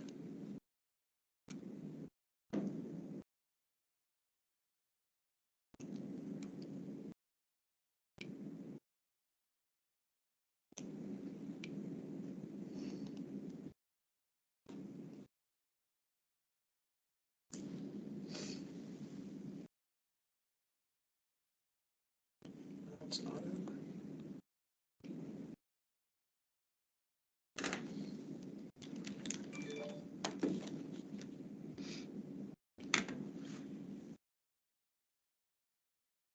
Okay, so there's an application coming up in a couple of weeks, an application deadline for the Transportation Alternatives Program. This is federal money, but it's administered by ADOT. They're looking for smaller scale transportation projects, and there's a whole bunch of different eligible activities, but generally the kinds of projects that are successful are ped and bike projects. There's $16 million available statewide, which is really not very much, but all of Tucson and all of Phoenix are taken out. So all the communities in Tucson and Phoenix compete for a different pot of funding. So it's just outstate cities. Yeah. Which makes, That sounds better. that's much better, doesn't it? There's no upper limit on what you can ask for, but it seems reasonable that if you ask for $1 million or $2 million, that you're in the ballpark versus $15.9 million. This grant has not been available for the last 10 years. Kim knows this story all too well. But before that, we have received 13 grants under this program, totaling almost $7 million over the years. And we built a lot of foot trails. We also did some streetscape projects with it. This year, the revived version of it, we're trying to get to the bottom of it, but it appears that they have a requirement that you have 30% design drawings in place before you apply. And if you don't have that, you can apply for grant funding to do 30% design. So I'll go to the next page, but that really. I thought that was for I thought you had to have it by the 2nd. Because there's 2. Yeah, but I mean, it's like a month apart, so there's no way you're gonna have 30% design drawings done in a month. So we're trying to get to the bottom of that. It feels kind of confusing. I think we'll talk about this tomorrow. Yes, yes. Yeah. Tomorrow. So if we have to have 30% plans in place to apply for construction money, the only project that we have plans for, and they're actually 100% plans, we're way beyond 30%, is the Schweitzer Canyon Foots. That's already budgeted. We're getting ready to go to bid with it. But if there's a grant available, is it worthwhile to ask for $1.5 million, which is what the trail will end up costing, and then have that $1.5 million that we already have budgeted go to something else, another project. The catch is that it may delay the project. Like, we're trying to get this bid over the winter, so it gets constructed in next summer. And if we go the grant route, we may delay that construction by a year. The other projects we're looking at, and again, if the 30% requirement is in place, we may have to apply for funding to do 30% plans, and then next year plan to do another grant for the construction dollars. So it will be a little bit spread out. But one option we're looking at is a variety of ped bike improvements around schools. So this started with Cromer, which is in the county, and Knowles. But we reached out to FUSD, and we could do something similar to what we did at Knowles to a bunch of different schools and identify where we need, better bike lanes, or where sidewalks are missing, or where a connection could be made. So all that could be kind of combined into one grant application. And if we apply for 30% plans, it would give us an opportunity to work with the schools, work with FUSD, work with the neighbors and the parents to identify what those projects might look like. The second set is a bunch of foot trails, and here are the ones that I came up with that I think would be good candidates. And I've got this map ready if you want to take a look at where these are on the map. You guys want to do that? Mm-hmm. Have you sent us this presentation? No. Let's see if we can do that. So Lowell, Sawmill, Marshall, and Mountain View. And just feel free, just jump in and tell me what your thoughts are about some of these trails. So first It's not on the screen. Thank you, Kim. I mean, I could see it on your computer, but that wasn't You're fair right to next to everyone me. else. Better? Better.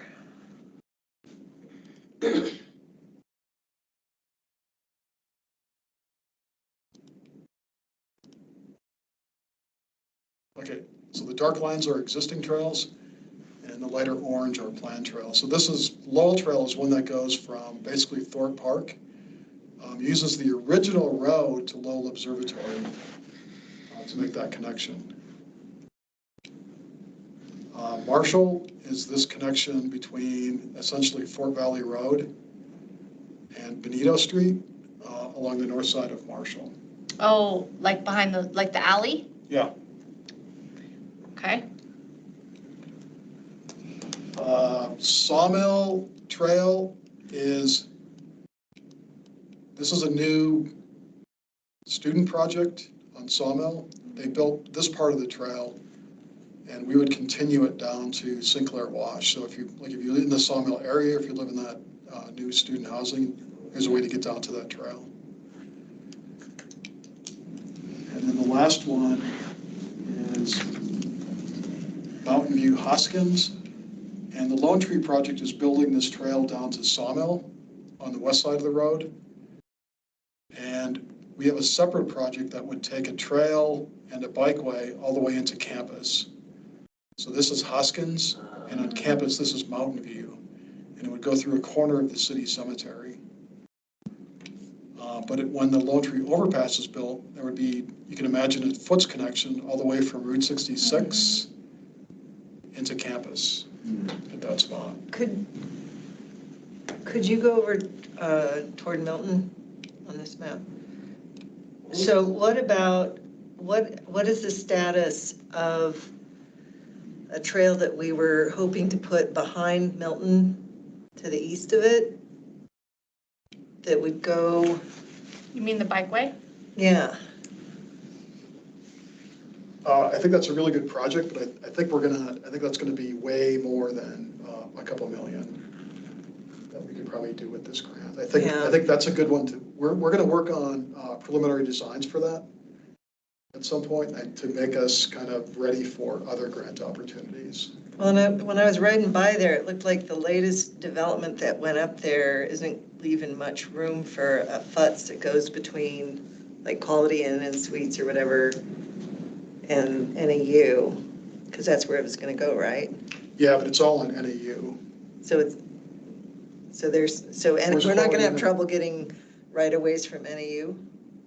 Well, Get that trail. relatively speaking, yeah. Yeah, because I mean, given all those highlighted areas along Milton, man, that would sure be good to get that in there.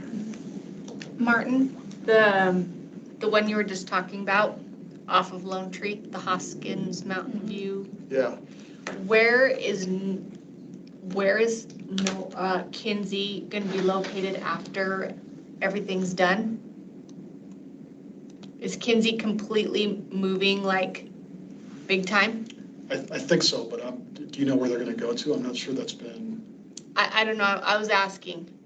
formally established. Okay, so it's still really pretty far away. Okay. Yeah, what I've heard is Okay. they would go on Lone Tree, but past the interstate. Okay. Jeez. Wow. And, take that with a grain of salt. I don't know how official that is or not. How many do we get to pick? Later.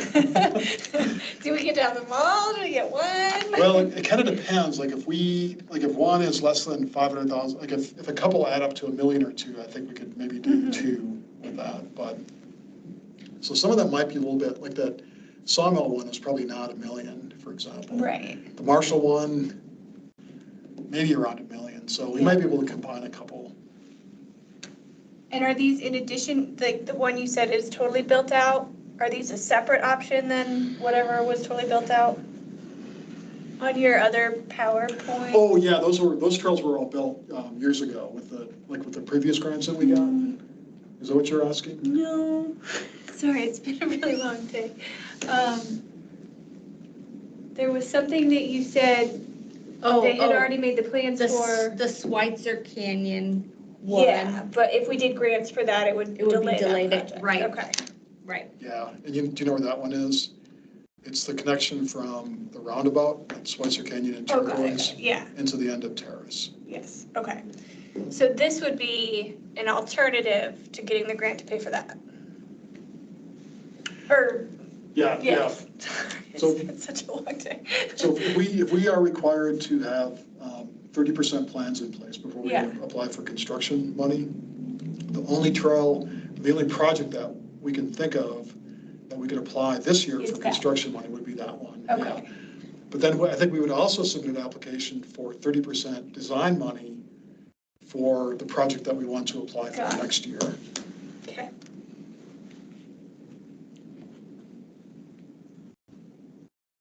So any thoughts? Just generally, would you favor the school projects over a Foots Trail or the Foots Trails over a school projects? I really like that Mars Hill idea. I think it's got some historical significance as the old road that used to lead up there, and it doesn't do much for getting around town, but I think it's pretty cool. And of course, the Schweitzer Canyon one, but I hear you. I don't want to delay that project. Mhm. I mean, I like the idea of the one that connects to Lone Tree, just so when that project goes in, it'll be like shebang and awesome, like another awesome piece of it. And it doesn't seem like that one would be that much. Seems like that one would impact commuters Yeah. more than anything. Mhm. And same with like the sawmill thing, like if they put a chunk at that new development, it's like, okay, well, maybe we'll build that out. See, I have a different thought. I'm gonna say it. I think the school projects, and I say that because if we can get more kids walking and biking to school, then there's more people out there, they're safer, and we reduce our climate, we Yeah. meet some of those goals because there's less parents driving their kids to school. There you go. But with that caveat, there needs to be a non-infrastructure piece of this. So, yes, Right. and that would is be a full separate- education. So I think it's likely to be part of it, I think. It has to be written in, or a separate. I mean, that is probably a good point, like, in terms of bang for your buck of impact on people, like a school might have. I mean, it doesn't or- guarantee, Yeah. but, right? As Susan has said, if you build it, they will come. So the thought is, if you have it there, I think you could slowly make the shift. And is It that, might take a while. is that the right project for this? Is a school project like a $2 million project? I don't know what FUSD's, I don't know all their projects. I only know about the Knolls. And yeah, I think. Yeah, it's kind of TBD. We'd have to, Yeah. I mean, I think the school district has an idea of Uh-huh. some things, but we have to sit down more comprehensively with different schools Right. and parents and the district and kind of figure out what they need and what those projects would look Right, like. because if they come to us with $8 million of requests, then that's a different project. But Yeah. if there's some easy stuff for one or two, then sure. So if you could get people out of their cars, be they kids, their parents out of their cars, and the kids could walk or bicycle, that's very consistent with the city's climate action goals. Not only that, but we now produce a whole generation of people who realize they don't need a car to get around. So like there's implications for down the road. Yeah. Right. Good points. Okay. Any closing thoughts? I'm going to go on to Fremont. Yeah, maybe we could package those school projects and kind of give it a little bit of a theme in the grant package. Yeah, I think that one would definitely be, like, that'd be a single application, but it would affect potentially multiple schools. Personally, my kid is starting kindergarten at Day Miguel, and we live in Boulder Point, and so we are gonna go on that underpass on the interstate that is not paved. And if that could be paved, that would be awesome. I rode that years and years and years. Yeah. I mean, it's like just a little project. We could slip it in somewhere, anywhere. Oh, yeah, no, you're right. I remember that. That desperately needs to be paved. Yeah, It's yeah. sandy, yeah. It gets Yeah, so the rutted uphill out. is a. Yeah. That's a I mean, fun I'll one. do it, but That's going under 17? or? Yeah. 40. No, 40, yeah. And it's very steep. It's very steep. Both ways. Yeah, and I don't know if it's possible to make it less steep, but I mean, I know that there's a ton of kids in that neighborhood and. Boulder Point's not good for schools, is it? I live over there too. Yeah. We just got her bus schedule, so they are busing her, but I'll take her on the bike. Daniel disappeared. If we're going early or something. Moving this cat. It's a good neighborhood though. Is Boulder Point, is it north of University Heights? Is that it, or is it? Yeah, so if you cross the interstate from University Heights. So it's north I of, just moved out of there. Yeah. I don't miss the traffic. Okay, Just saying. I'm gonna keep us moving along, if that's okay. 7 minutes, bus Okay, pass. please do. we get a lot of comments about traffic in that Boulder Point. Yes, you do. So we are working with the Cheshire neighborhood on doing a road diet for Fremont Boulevard. And I'll show you this up. This is what we presented last night to Transportation Commission. But it's basically this stretch, and it's 4 lanes, and there's no reason it can't be 2 lanes. So we're looking at a couple of alternate cross sections. And there's a bike component that I wanted to get your feedback on. And in fact, so did the Transportation Commission. So this is what the roadway looks like now. 4 lanes of traffic, bike lanes, and then parking on one side for part of it. And here are a couple of alternates where we stripe out the road in a new configuration to bring it down to 2 lanes. So here we have 2 lanes in the center, a parking lane, generous buffers, and then a bike lane along, kind of in the location along the side. And so the specific question is, we are reversing the relationship of the parking in the bike lane.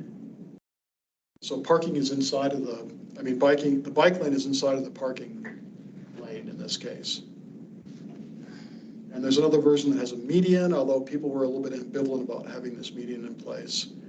But again, there would be bike lanes to the inside of the parking. And so if we can just talk for a few minutes about what that would mean, and if that seems to be an acceptable arrangement. No door zone. I was gonna say, when I've ridden bike lanes like this in other cities, the biggest danger is doors. And it happened pretty frequently when I lived in Vancouver because the buffer was a lot narrower. And I saw a lot of people get doored. When the bike lane's on the inside? Correct. Because people get into or out of their cars and don't check when they're in the parked cars. So it's generally nice to be on the inside of the parked cars, just if there's enough space so you don't get doored by the passenger side door. This is how it is now, Yeah. correct? Yeah, So, this There's is, a door zone there. yeah. Right. but then, so Now- why don't now you you're not put, getting to you've got all that generous buffer, why do you have the pedestrian sidewalk? You have no buffer for that, so when it snows, you're still gonna either, if they plow the bike lane, it's gonna end up on the sidewalk, so why not put a buffer between the sidewalk and the bike lane? Because you have this generous buffer. Well, this remains to be seen, but I think one thing they could do is, if they do the bike lane, they could plow it into that 10 feet. And they do the vehicle lanes, they could plow it into that 10 feet. Can you do some sort of, I don't even know if this, like some neat, like, my word is beautification, but I don't know if that's a word. You know what I mean? In that buffer area, that if you do plow, it butts up against, some sort of like cool landscaping or whatever, and it blocks the bike lane. Did that make sense at all? Like planter boxes or something, concrete? Yeah, something cool. But I think that becomes a plowing issue, right? Yeah, one thing. Unless you take the mini sweeper. Oh, yeah, it does Yeah. not, and then we're into the whole, yep, you're right. Never mind. One thing that came up last night is if they could plow the snow to the center of the street instead of the outside, you wouldn't have these horrendous Oh, so ice then you have the median in the berms middle? that people are blocking people from getting into the driveway. So ice berms are a big hassle. So if you could plow it into the middle, that would get rid of that problem. Except then they complain because during the day, the snow would melt and glaze the Yeah. road, which is what they were complaining about with Butler. What There's was- always something, man. Right. I think also, we will, on-street parking now terminates at the park. And so it doesn't exist between the park and Fala. And during pickup and drop off, Fala, people are parking in the bike lane to pick up and drop off. I was gonna say, you almost have to have parking, I feel like, because for overflow for the park and yeah, for follow probably. Yeah, so this will extend parking all the way up to Fala, so That- they have a place to Right. do that. Because Well, or they could put a pickup lane or something in there just for that stretch. Yeah, possibly. Like they right, have right, at right. Marshall. Yeah. Then there will be, like, there'll be people moving from their car across the bike lane to the school, but it will be, you know, at certain times of day, and it will be like a busy, kind of a busy stretch I would hope everyone across the would bike look. lane. Yeah, Why they build such a super wide Oh, yeah, road there to begin that with? thing is huge out there. Yeah. It was gonna go somewhere some one day, but it doesn't. Hey, The bud, road to since nowhere. since we don't have this as an example anywhere else in Flagstaff, I would love to see this just as a pilot program, so we could use it in other neighborhoods, not just Fremont, if it works.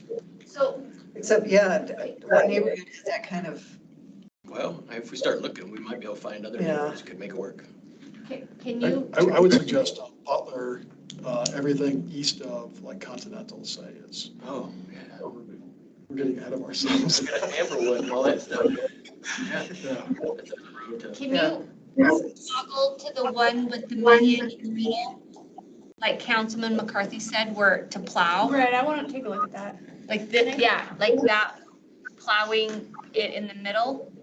And I think someone's not muted. Maybe they want to talk. Oh. It could be, I yeah. don't see. It might be me. I was just gonna say, I tried to Google to see if you have parking and then a bike lane on the inside of parking, what the sort of minimum width is so you don't get doored on the passenger side. I can't find anything, but I think it's similar to avoiding getting doored by parking in general, so like 3 to 5 feet. That's very anecdotal, don't take that as serious data, but either of these I think would work for that purpose of avoiding getting doored by parked cars. So could you, in this model, could we push the snow in 10 feet or is that not enough snow room? Like if they did plow into the middle? Depends on if we ever get snow again. Right. Yeah, I guess that depends. I think it could be.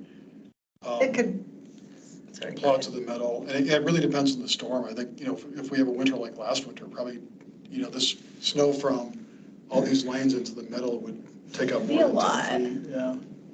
But years like last year are going to be rare. Unless we're very wrong. I should mention the neighborhood was not, was less enthused about the median because they think it would be less effective at calming traffic. And that one of their big concerns is the speed of vehicles, which we hope to slow down just by reducing the number of lanes. But Yeah. So how are cars going to be parked all the way along there? I guess I'm thinking when I've gone through there, are there going to be places where that parking lane becomes just another wide part of the road that they can speed up for? Because there's a few places where there's actually a, what do you call it, a whole different road separate from the road. It's like a frontage road. Isn't there on Cheshire? Yeah. Which is even more overbuilt. Yeah. than the rest of the road, yeah. Doesn't a road diet, couldn't you do something in the median to still, can't you do something with the median? Not just like an open You mean put lane, but, flowers and trees in? I mean, can't you do something that sort of makes it, people feel like it's, you know what I mean? What is that called? I'm not an engineer. Intimidation? You need something vertical so people can't. like, drive in it. right, so like a planter with trees or so, right, that, I don't know. Does that make sense? Right, like you want to make them feel like they have Yeah, less like, space. so the perception is that they don't go faster because, I got wiggle room. right, there's things that they have to look out for. And traffic calming.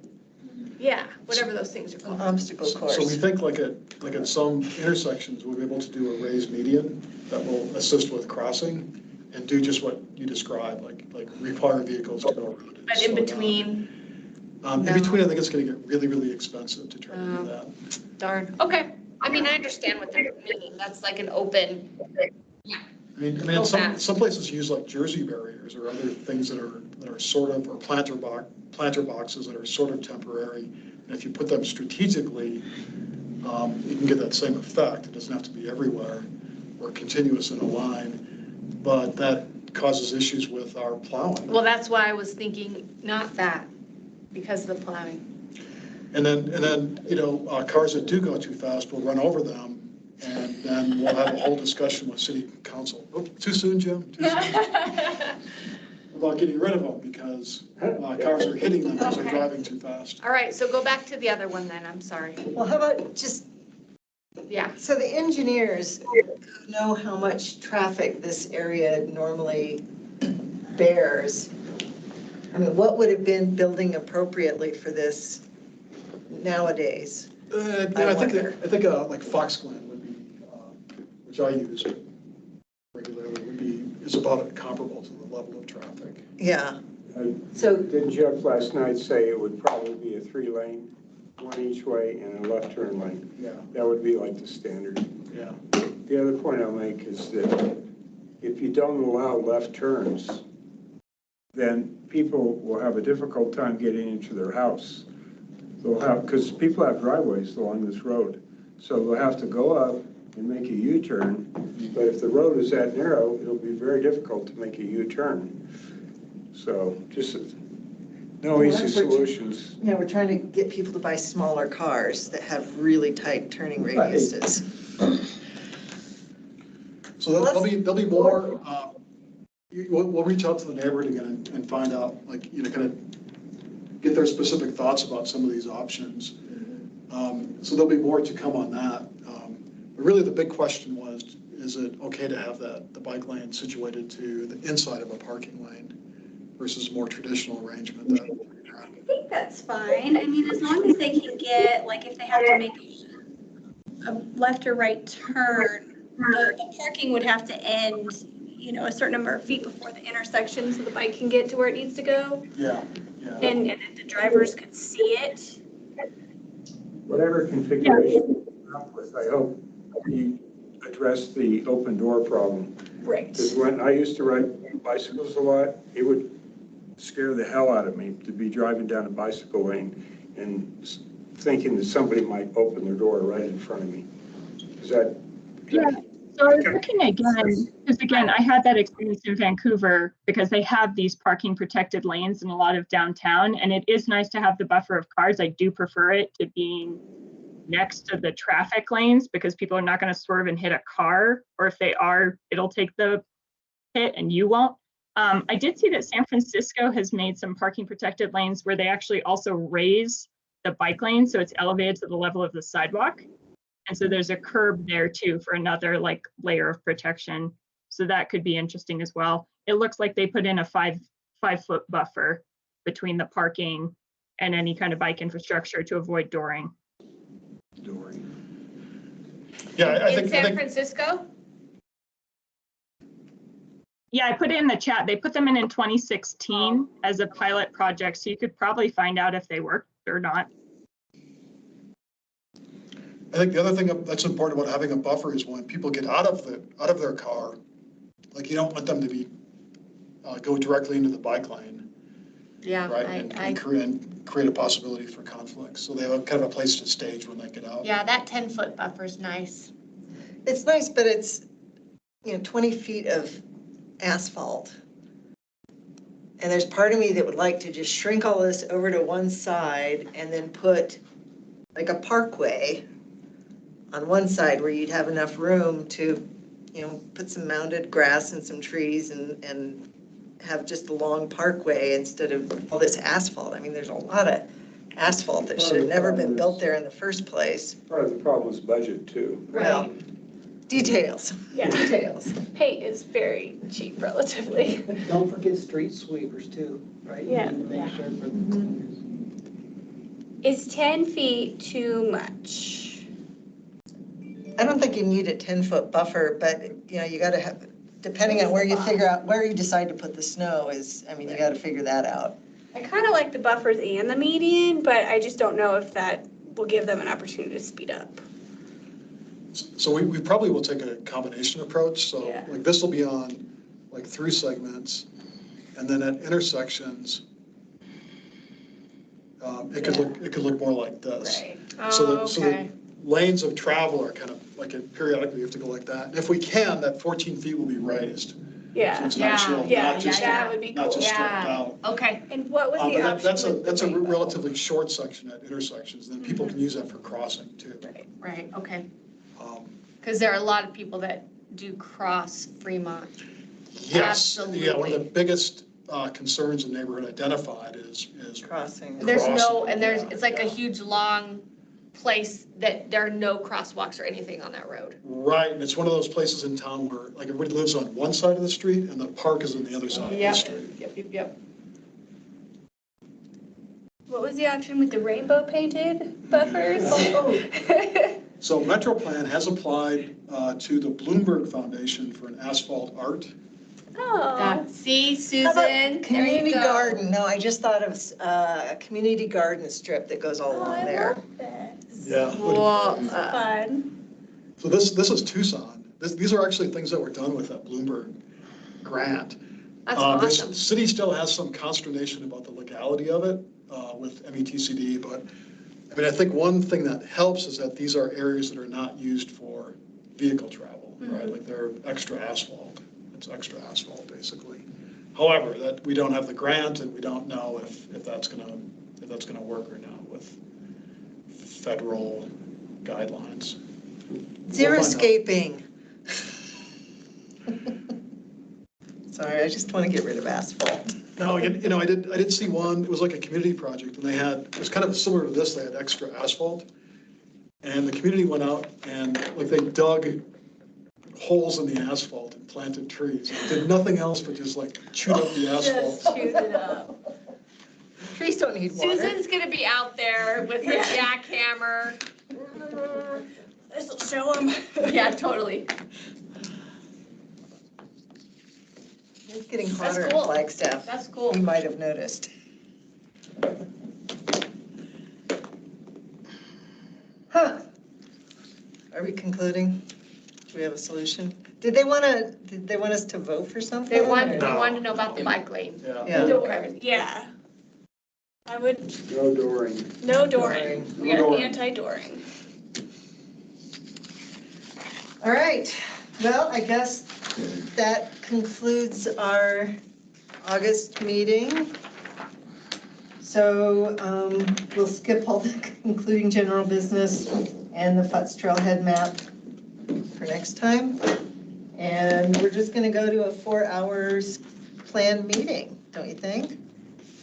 We could do that. We'll move it downtown though, maybe to Dark Sky or something. Just once a month, we'll have like an all-day, just talk about everything, yeah. What's on the agenda? Bikes. It's like a dream of mine. This is not a nightmare. Thank you all for coming. Be safe.